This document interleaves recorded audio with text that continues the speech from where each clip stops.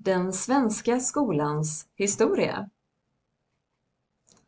Det har funnits skolor i Sverige i cirka 1000 år.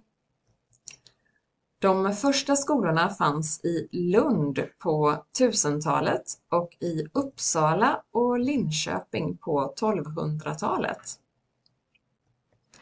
Då var det bara pojkar som fick gå i skolan och alla skolor sköttes av katolska kyrkan som var stor i Europa då.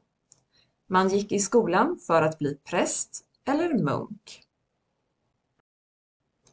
I skolan läste man Bibeln på latin och man fick lära sig att räkna. Bibeln var skriven för hand.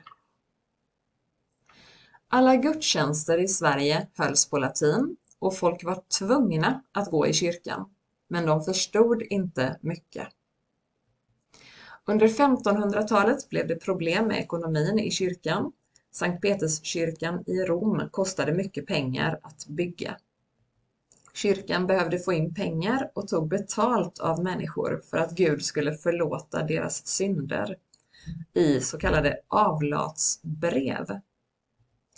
Martin Luther tyckte många saker var fel i den katolska kyrkan, så han skapade den lutherska kyrkan.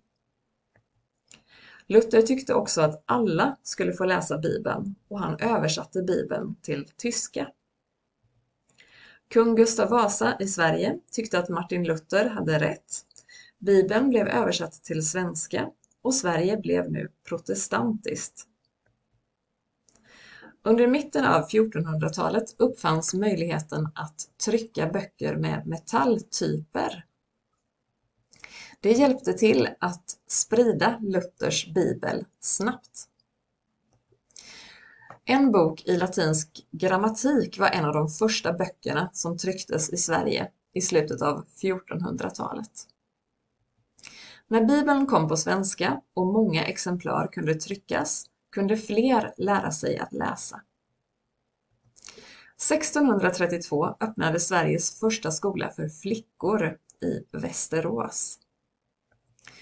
1686 kom en lag som sa att alla föräldrar måste lära sina barn att läsa och informera om kristendomen. Alla familjer fick en liten bok som hette Katekesen. Det var en hjälp till att förstå det som stod i Bibeln. Alla skulle läsa katekesen och prästen åkte runt och kontrollerade allas kunskaper på ett så kallat husförhör. Under 1700-talet bodde de flesta på landet och gick inte i skolan. De rika familjerna hade privatlärare till både pojkar och flickor. Under 1700-talet öppnade fattigskolor för de barn som inte fick lära sig läsa hemma. 1842 bestämde regeringen att alla församlingar skulle ha en lärare och en skola. Skolan kallades folkskolan och den första skolplikten infördes. Men det dröjde till slutet av 1800-talet innan 90% av alla barn i Sverige gick i skolan. Skolplikten på 1800-talet innebar att alla mellan 7 och 12 år skulle gå i skolan minst 12 veckor per år.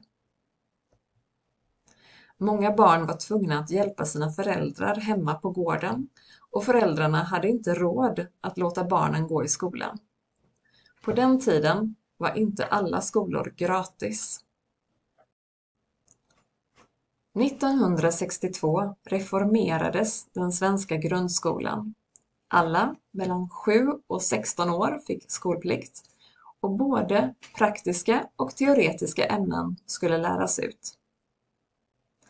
Grundskolereformen innebar också att eleverna fick vara med och bestämma mer om sin utbildning.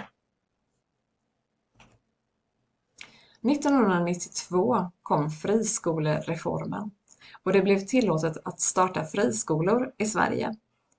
Både kommunala skolor och friskolor följer skollagen och den svenska läroplanen.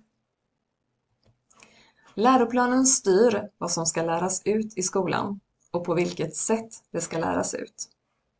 Den första läroplanen kom 1962. Det kom nya läroplaner 1969, 1980, 1994 och 2011. Det finns också kursplaner där det står vad de olika skolämnena ska innehålla. 2018 blev även förskoleklassen obligatorisk. Innan dess var den frivillig.